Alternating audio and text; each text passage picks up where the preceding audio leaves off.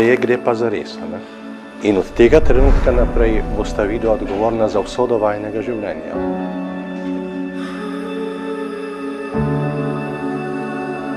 Življenje je lepo, če si ga naredimo lepega. In vidva si delajta samo lepe stvari.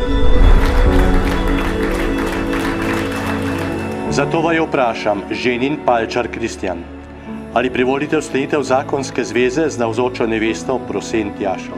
Ja.